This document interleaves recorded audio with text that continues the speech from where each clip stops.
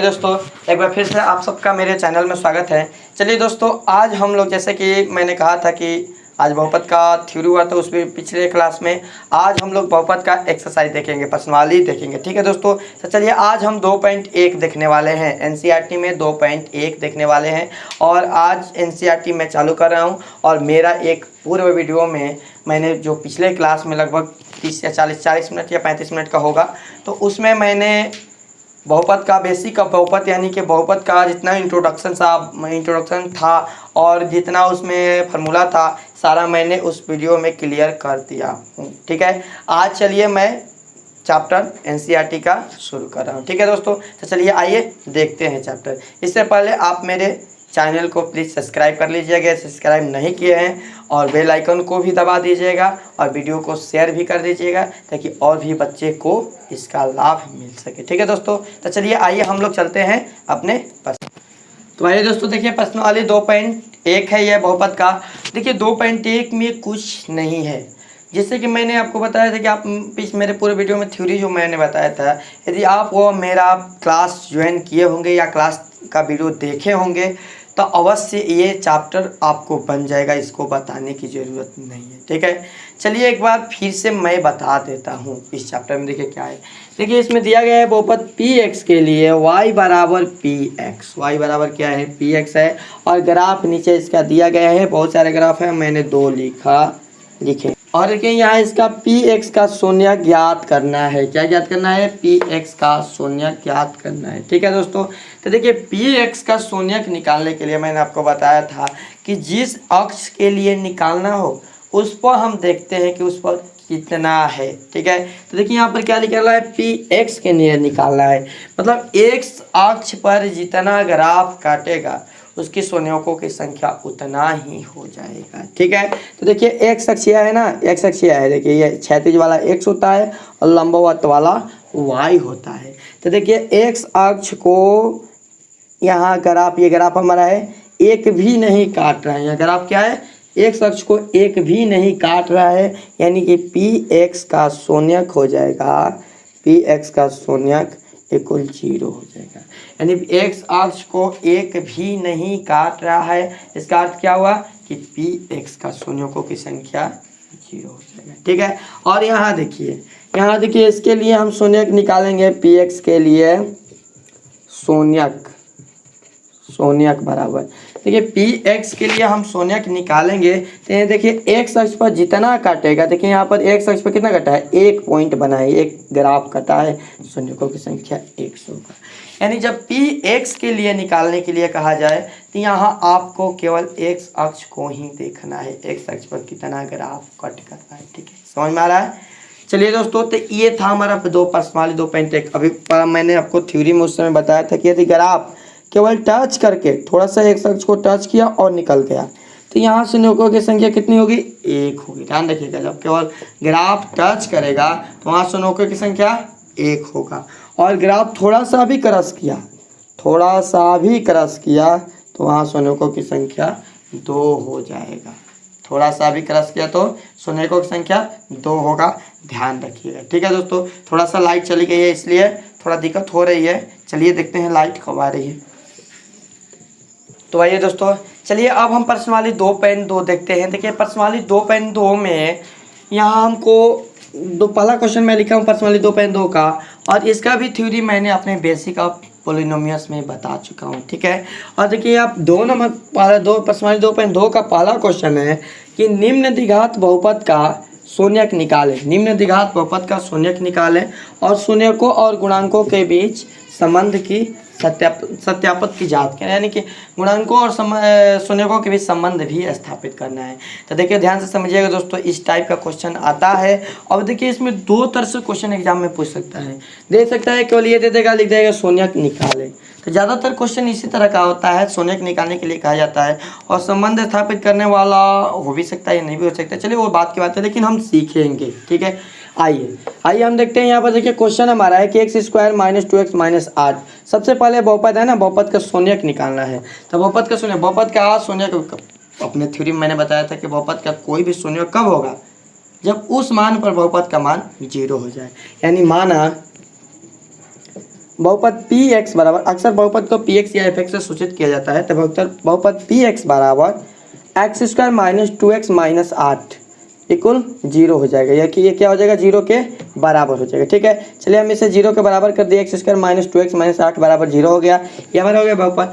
और सबसे पहले इसका हम शून्यक निकालने हैं, तो शून्यक निकालने के लिए हम गुणनखंडन का उपयोग करेंगे। यहाँ पर गुणनखंडन विधि का उपयोग करने वाले हैं। तो चलिए देखिए गुणनखंडन विधि थोड़ा ध्यान से समझिएगा, थोड़ा इसे बड़ा और लिख देते हैं, x square minus 2x minus 8 बराबर 0। चलिए देखिए गुणनखंडन निकालने के लिए सबसे पहले क्या किया जाता है, गुणनखंडन विधि से शून्यक निकालने के लिए सबसे पहले अचर पद, देखिए यहाँ पर अचर पद है, देखिए यहाँ पर 8 क्या है अचर पद है, और एक्स स्क्वायर का गुणांक कुछ नहीं है तो 1 है, एक्स स्क्वायर का गुणांक कुछ नहीं है तो क्या है 1 है। ठीक है, तो देखिए यहाँ पर दोनों का हम गुणा करेंगे, अचर पद और एक्स स्क्वायर के गुणांक का गुणा कर दिया जाता है। समझाने के लिए लिख रहे हैं, बाकी अपने माइंड से इसको करना है, एक बार समझ जाने के बाद 8 हो जाएगा। आप 9th क्लास में गुणनखंडन निकालने सीखे होंगे, चलिए कोई बात नहीं है, यहाँ पर नहीं सीखे हैं तो सीख लीजिए।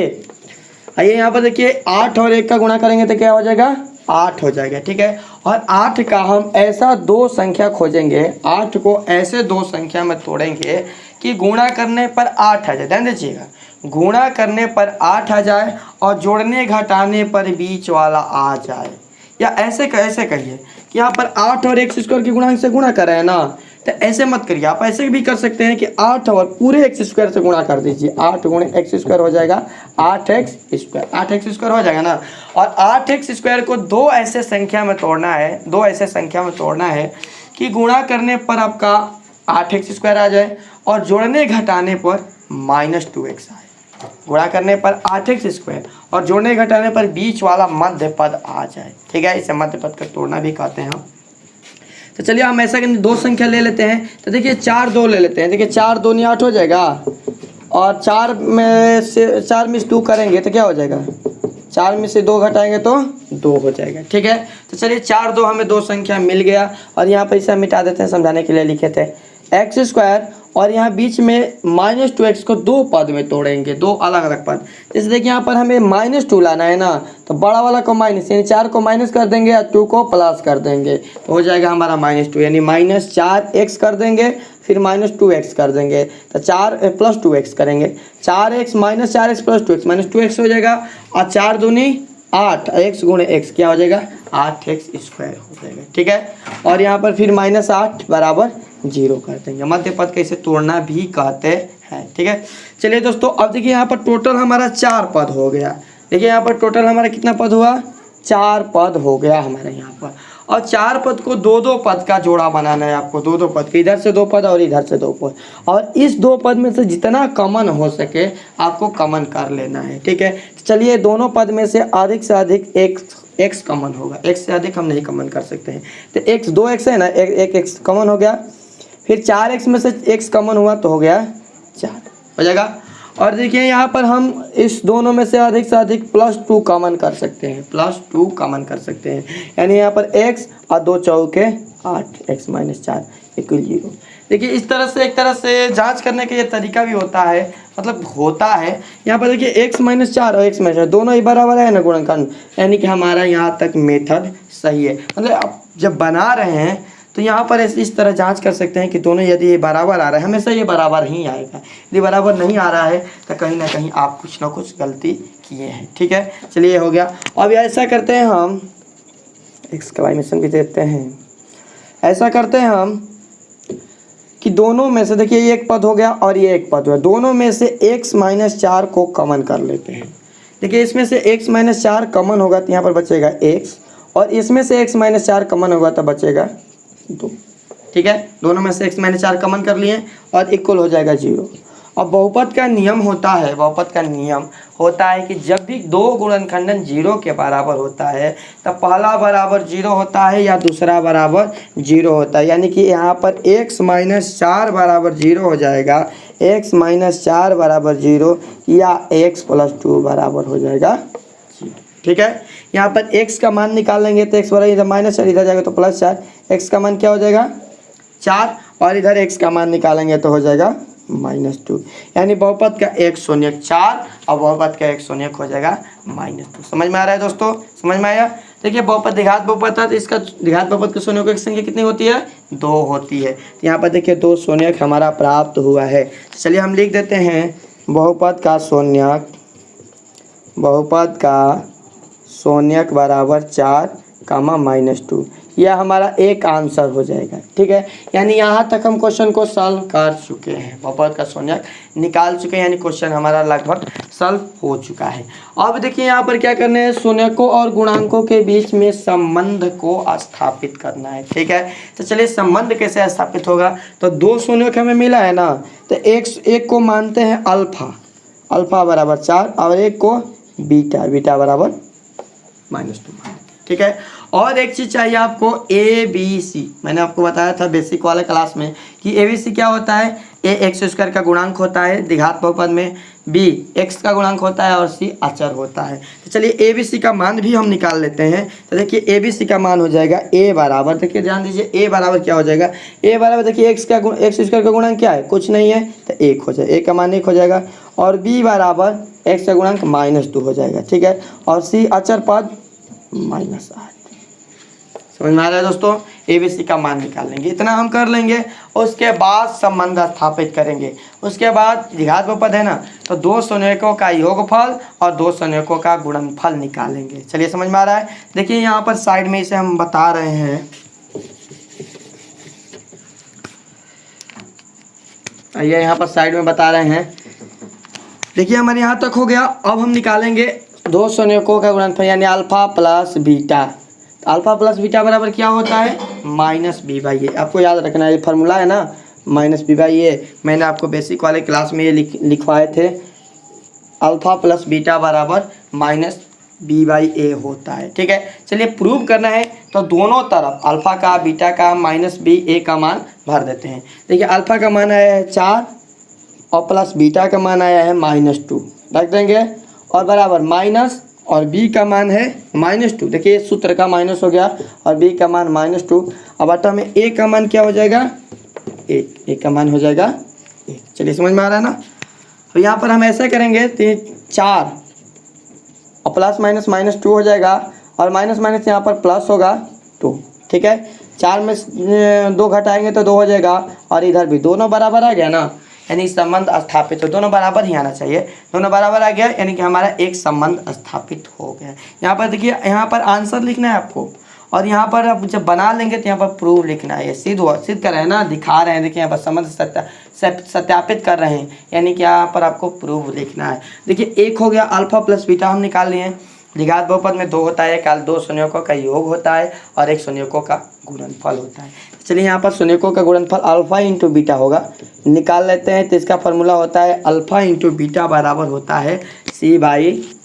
अल्फा इंटू बीटा बराबर क्या होता है, C/A। ठीक है, चलिए अल्फा का मान हम रख देते हैं 4 इंटू बीटा का मान -2, क्वेश्चन में रखेंगे। C का मान -8 बटा A का मान 1 हो जाएगा। ठीक है, समझ में आ रहा है। यहाँ पर गुणा करेंगे तो प्लस माइनस माइनस, 4 दूनी 8 बराबर -7। देखिए दोनों बराबर आ रहा है ना, यानी कि ये दोनों बराबर आ गया, मतलब हम संबंध को सत्यापित कर चुके हैं। और यहाँ पर आपको लिख देना है प्रूव्ड, यानी कि हमारा क्वेश्चन सॉल्व हो चुका है। चलिए दोस्तों समझ में आ रहा है। तो इसी तरह आपको इस टाइप के क्वेश्चन को बनाना है। चलिए एक और क्वेश्चन बताते हैं, ताकि ये जो यहाँ पर जो कंडीशन हम कर रहे हैं ये आपको अच्छे तरह से समझ में आ जाए। ठीक है, चलिए उसके बाद भी यदि समझ में नहीं आ रहा है, आप देखिए किताब में बहुत सारे क्वेश्चन है, तो उस क्वेश्चन को बनाइए, और नहीं तो प्राइवेट पब्लिकेशन का आप किताब यूज कर सकते हैं, जिससे कि भारतीय भवन का हो गया, अलग अलग प्राइवेट पब्लिकेशन के बहुत सारे बुक्स है, तो उससे 2-4 क्वेश्चन 10 क्वेश्चन ले लीजिए और बैठकर आराम से बनाते रहिए, ताकि ये वाला जो मेथड है ना तोड़ने वाला क्लियर हो जाए। मैं ऐसा करता हूँ कि आपको ये पता भी होगा, पता है तो और भी अच्छा है, यदि नहीं पता है तो आप इसको क्लियर जरूर कर लीजिएगा, कि बहुत ही काम की चीज़ है। ठीक है, चलिए आइए दोस्तों, तो चलिए एक और मैं इस टाइप का एग्जांपल लिया हूँ, मध्य पद के तोड़ गुणनखंड निकाल कर संबंध स्थापित करने वाला। मतलब ये वाला का तीसरा नंबर क्वेश्चन है। तो मैं एक आपको और बता देता हूँ और उसके बाद इसमें जितने भी आप पहले में क्वेश्चन है सारे क्वेश्चन को आप अपने से देखिएगा, ठीक है। तो आइए हम बताते हैं ये क्वेश्चन। देखिए इस बार में समझ जाइएगा क्योंकि 2 क्वेश्चन मैं बता रहा हूँ आपको समझने के लिए। एक में यदि नहीं समझ में आ रहा हो तो दूसरा क्वेश्चन में और अच्छे से समझ में आएगा, इसलिए मैं बता रहा हूँ। देखिए सबसे पहले हम इसे 0 के बराबर करेंगे। 6x²। देखिए थोड़ा सा इसे सीधा कर लेते हैं। देखिए x से पहले अचर पद दिया गया है तो 6x² पहले हम चर पद को लिखते हैं, उसके बाद अचर पद को बराबर 0 कर देंगे, ठीक है। और चलिए मध्य पद का तोड़ते हैं। तो मध्य पद के तोड़ने के लिए मैंने आपको बताया कि अचर पद और x² के जितना भी हो उससे हम गुणा करेंगे। तो चलिए 3 गुणे हम 6x² कर देते हैं तो कितना हो जाएगा 18x²। या x² का आप छोड़ भी सकते हैं, केवल आपको बीच वाला चाहिए ना, तब खोजना है केवल संख्या, तब जैसे समझ में आए वैसे कीजिएगा। देखिए यहाँ पर हम गुणा कर दिया 18x² हो गया ना। अब 18 को 2 ऐसे पद में तोड़ना है कि गुणा करने पर 18 आ जाए और जोड़ने घटाने पर बीच वाला, जोड़ने पर भी और घटाने पर भी बीच वाला 7x आ जाए। चलिए सोचिए कि 18 को कैसे हम 2 संख्या में तोड़े, कौन से 2 संख्या में तोड़े कि गुणा करने पर 18 आ जाए और जोड़ने घटाने पर 7 आ जाए। समझ में आ रहा है दोस्तों। तो चलिए हम बता रहे हैं कौन सी 2 संख्या होगा। देखिए एक 9 ले लेते हैं और एक 2 ले लेते हैं, ठीक है। 9 का 2 का गुणा करेंगे तो कितना हो जाएगा 18 और 9 में से 2 को घटाएंगे तो 7 हो जाएगा। यानी हमारा संख्या मध्य पद का है 9 और 2, ठीक है। चलिए हम लिखते हैं 6x² और देखिए यहाँ पर -7x लाना है ना, तो बड़ा वाला को माइनस करिएगा, छोटा वाले को प्लस करिएगा, ठीक है। तो -9x और प्लस 2x, 9 में से 9 -9x में से 2x जाएगा तो -7x हो जाएगा और 9x गुणे 2x करेंगे तो 18x² हो जाएगा। और -3 अचर पद उतार कर इक्वल 0 का। देखिए 4 पद हो गया, यहाँ पर 4 पद हो गया है आपका। और यहाँ से 2 पद आपको बनाना है, इधर से 2 पद को 1 पद और इधर से 2 पद को 1 पद। ये चिन्ह खींचना जरूरी नहीं है, हम समझा रहे हैं ना, इसलिए थोड़ा सा वहाँ पर दे देते हैं कि ताकि आपको समझ में आ जाए, ठीक है। 2 पद कर लेना है आपको और इसमें से जितना हो सके कॉमन कर लेना है, जितना हो सके। तो चलिए इसमें से हम 3x कॉमन कर सकते हैं, ठीक है। 3x को कॉमन कर सकते हैं अधिक से अधिक। तो 3 दूनी 6 2 हो जाएगा और 2x है तो 1x बाहर, यानी कि 1x बचेगा इसमें। और यहाँ पर तितरी का 9x बाहर निकल जाएगा, यानी केवल 3 बचेगा, ठीक है। और इसमें से जितना भी हो सके कॉमन कर लीजिए। तो इसमें से कुछ कॉमन नहीं होगा, कुछ नहीं कॉमन होगा तो 1 कॉमन होगा ना, कुछ नहीं होगा तो 1 कॉमन कर सकते हैं क्योंकि 1 से गुणा करने पर कोई अंतर नहीं आता है। तो यहाँ पर 1 कॉमन करेंगे तो हो जाएगा 2x - 3 इक्वल 0। देखिए दोनों बराबर आ रहा है ना, देखिए ये वाला दोनों बराबर आ रहा है, मैंने आपको उसमें बताया था कि दोनों बराबर आएगा तो आपका सही है। यानी कि ये हर स्टेप में जब भी हम इस टाइप के क्वेश्चन का गुणनखंडन करेंगे तो हमेशा ये दोनों बराबर आएगा, ध्यान दीजिएगा। यही आपको बताता है कि आप अभी तक सही है, ठीक है। तो चलिए आप अपने से जांच भी कर सकते हैं बनाकर, ठीक है। नहीं समझ में आएगा तो फिर कमेंट कीजिएगा, जरूर मैं फिर से बताऊँगा। देखिए यहाँ पर फिर हम क्या करेंगे, 2 पद, ये 1 पद हो गया और 1 पद हो गया। दोनों पद में से 2x - 3 को कॉमन कर लेंगे, दोनों पद में से। तो इसमें से 2x - 3 बाहर निकला, 3x बच गया। और इसमें से 2x - 3 बाहर निकला, +1 बचा, इक्वल हो जाएगा 0। समझ में आ रहा है दोस्तों। चलिए हो गया हमारा 2 गुणनखंडन 0 के बराबर। तो इसमें से पहला बराबर 0 और दूसरा बराबर 0 करेंगे। चलिए पहला बराबर यानी कि 2x - 3 बराबर कर देते हैं 0 और दूसरा बराबर 3x + 1 बराबर कर देते हैं 0। समझ में आ रहा है दोस्तों। चलिए पहला बराबर 0 क्या है, इससे x का मान निकाल देंगे। 3 इधर माइनस में, इधर जाएगा तो प्लस में, 2x बराबर 3 और x बराबर हो जाएगा 3, 2 गुणा में है, इधर जाएगा भाग में, x बराबर 3/2 हो जाएगा, ठीक है। चलिए यहाँ पर हम करते हैं 3x बराबर प्लस है, इधर रहता -1 और x बराबर 3 गुणा में, इधर रहता भाग में, 1/3 -1/3 आ गया हमारा। और एक देखिए सोने की बहुपद का शून्यक हो गया, तो लिखेंगे इसलिए बहुपद का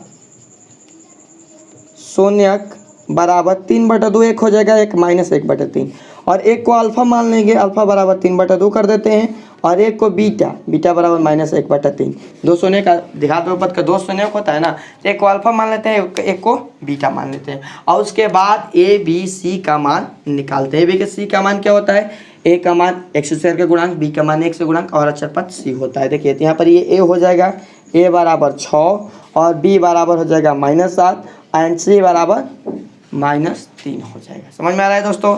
हो गया हमारे ABC का मान भी हम निकाल चुके हैं। अब हम क्या करते हैं, देखिए ABC का मान हो गया, अब हम संबंध को स्थापित करते हैं। देखिए संबंध कैसे बताया आपको ना, संबंध अभी उसी तरह इसमें भी संबंध निकालना है आपको। इसमें तो एक का जितना भी क्वेश्चन है सारे में संबंध को स्थापित करना है। संबंध के लिए सबसे पहले अल्फा प्लस बीटा निकालेंगे। अल्फा प्लस बीटा बराबर क्या होता है दोस्तों, -b/a। ये याद करना है आपको, फॉर्मूला की तरह है। चलिए अल्फा का मान हम रख देते हैं। अल्फा का मान हमारा आया है 3/2 और प्लस बीटा का मान -1/3 हो जाएगा। ठीक है, कोष्टक में रखेंगे और -b और b का मान, देखिए b का मान यहाँ पर x का गुणांक -7, b का मान यहाँ पर -7 है, तो यहाँ पर इस सूत्र का माइनस, ये -7 और बटा a का मान 6 है, a का मान हो जाएगा 6। समझ में आ रहा है ना? चलिए अब हम इससे कैलकुलेट करते हैं तो हो जाएगा हमारा 3/2 प्लस माइनस -1/3 और माइनस प्लस 7/6 हो जाएगा। ठीक है, चलिए यहाँ पर ऐसा करते हैं, 3 2 का एलसीएम 6 हो जाएगा, 2 3 6 9 - 2 हो जाएगा बराबर 7/6। 9 में से 2 हो जाएगा 7/6 बराबर 7। देखिए दोनों बराबर है ना, ये हमें प्रूव करना है ना, सत्यापित करना है, दोनों हमेशा बराबर ही आएगा। ठीक है, ये हो गया। अब चलिए गुणनखंडन निकाल लेते हैं। Alpha into beta, alpha into beta बराबर c/a। अल्फा इंटू बीटा बराबर होता है c/a। ठीक है, चलिए अल्फा का मान 3/2 इंटू बीटा का मान -1/3 बराबर c का मान -3 और a का मान 6 हो जाएगा। चलिए यहाँ पर गुणा करते हैं तो प्लस -3 हो जाएगा और नीचे 3 दूनी का 6 और ये भी -3/6। देखिए दोनों बराबर आ रहा है ना, दोनों बराबर आ रहा है, तो दोनों हमेशा बराबर आएगा। यदि आप यहाँ तक सही किए होंगे तो हमेशा से ये दोनों बराबर ही आएगा। तो यहाँ हम लिख देंगे प्रूव्ड। तो इस तरह हमारा दूसरा भी एक और क्वेश्चन मैं आपको इस टाइप पर बता दिए। ठीक है, चलिए दोस्तों, तो इस चैप्टर में एक और क्वेश्चन है 2 नंबर। ठीक है, तो चलिए वो भी देख लेते हैं और उसके बाद ये पूरा चैप्टर कंप्लीट हो जाएगा। और इसमें भी यदि आपको कोई क्वेश्चन पूछना हो तो आप कमेंट में उस पर्सनली और उस क्वेश्चन का नंबर जरूर डाल दीजिएगा, मैं प्रयास करूँगा बताने का। ठीक है, चलिए हम दूसरा का पहला क्वेश्चन देखते हैं। देखिए दूसरा का पहला क्वेश्चन हमारा है कि एक द्विघात बहुपद निकालना है। देखिए ये इंपॉर्टेंट क्वेश्चन है, आपको याद रखना है, ध्यान में रखना है, 2 नंबर का भी आता है। देखिए यहाँ पर है एक द्विघात बहुपद आपको ज्ञात करना है। द्विघात बहुपद x² + b + c इसका व्यापक रूप होता है ना, इससे आप यहाँ पर ज्ञात करना है। यदि शून्य का योग, ध्यान दीजिएगा यही आपका क्वेश्चन है, शून्य का योग और गुणनफल क्रमशः नीचे दी गई हो। यानी देखिए एक क्वेश्चन हम लिखे हैं पर्सनली 2.2 का एक क्वेश्चन लिखे हैं और पहला क्वेश्चन में देखिए यहाँ पर दिया गया आपको 1/4 है और दूसरा है -1 और यह प्रश्न में बता दिया कि पहला है जो शून्य का योग है और दूसरा है जो शून्य का गुणनफल है। ठीक है, समझ में आ रहा है? तो चलिए दोस्तों हम ऐसा करते हैं, आप हिंदी में भी लिख सकते हैं या आप ऐसा करिए कि अल्फा बीटा यदि हम पढ़े ही हैं तो अल्फा बीटा के रूप में ही लिखते हैं। ठीक है, तो देखिए यहाँ पर एक शून्य का योग दिया गया है, यानी कि अल्फा प्लस बीटा बराबर होता है -b/a सूत्र होता है, लेकिन यहाँ पर अल्फा प्लस बीटा का मान दिया गया है 1/4, तो लिखेंगे अल्फा प्लस बीटा बराबर 1/4। समझ में आ रहा है? और दूसरा जो है वो अल्फा इंटू बीटा है, अल्फा इंटू बीटा बराबर -1। ये दोनों प्रश्न में आपको दे दिया गया है। ठीक है दोस्तों, तो देखिए यह क्वेश्चन व्यापक रूप से भी बनाया जाता है, लेकिन दोस्तों मैं आपको सलाह दूंगा कि व्यापक रूप आप मत यूज कीजिएगा, क्योंकि व्यापक रूप हर जगह काम नहीं करता है। कहीं कहीं जैसे कि इस क्वेश्चन में हम व्यापक रूप लगाएंगे तो ध्यान दीजिएगा a का मान यहाँ 4 है तो यहाँ a का मान 1 है, यहाँ a का मान दोनों अलग अलग हो जाएगा। व्यापक रूप केवल वहाँ कार्य करेगा जहाँ a का मान समान हो।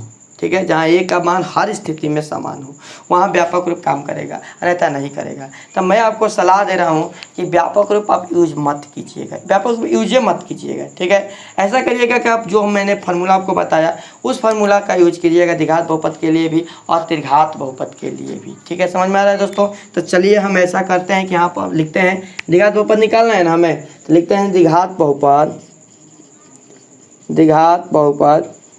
Px बराबर, देखिए मैंने आपको बेसिक में बताया था कि द्विघात बहुपद का formula x² - alpha plus beta into x plus alpha into beta. ये द्विघात बहुपद का फार्मूला होता है। यदि अभी भी आपको नहीं पता है तो आप ये से देख लीजिएगा, याद कर लीजिए, देखिएगा नहीं केवल याद भी कर लीजिएगा।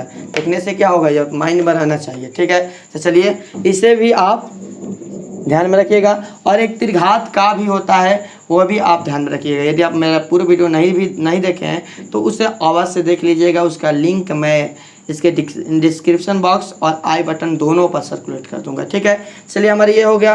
अब हम ऐसा करते हैं कि देखिए हमें कुछ नहीं करना है, इसमें केवल मान को सेट करना है। एक्स स्क्वायर को छोड़ देते हैं और मैं इस अल्फा प्लस बीटा का मान हमारा कितना आया है। और देखिए इसमें एक और फार्मूला हम लिखवाए हैं ए इंटू, तो वो अचर पद के लिए है। जब अचर पद निकालना हो तो वह रहेगा। चलिए दोस्तों, एनसीईआरटी में तो हमें लग रहा है कि नहीं है क्वेश्चन। यदि हाँ एक्सिक में मिलेगा यानी कि मिसलेनियस में होगा तो वहाँ पर मैं आपको बता दूंगा।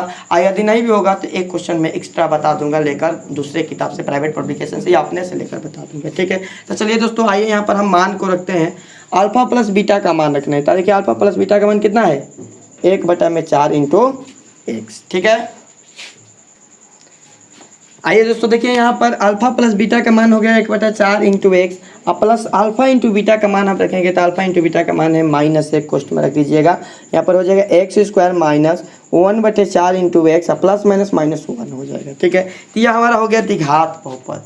यदि आपका आंसर नहीं मिला है, ध्यान दीजिएगा, यदि आपका आंसर नहीं मिल रहा है तो आप ऐसा कीजिएगा कि इसको बराबर कीजिएगा, क्योंकि बहुपद किसके बराबर होता है, शून्य के बराबर होता है ना, उसका शून्य निकालने के लिए। जिसे हम बराबर कर देंगे, ध्यान दीजिएगा, या यहाँ तक भी आप बना दीजिएगा तो आपका आंसर हो गया। ठीक है, ध्यान रखिएगा, द्विघात बहुपद ये हो गया।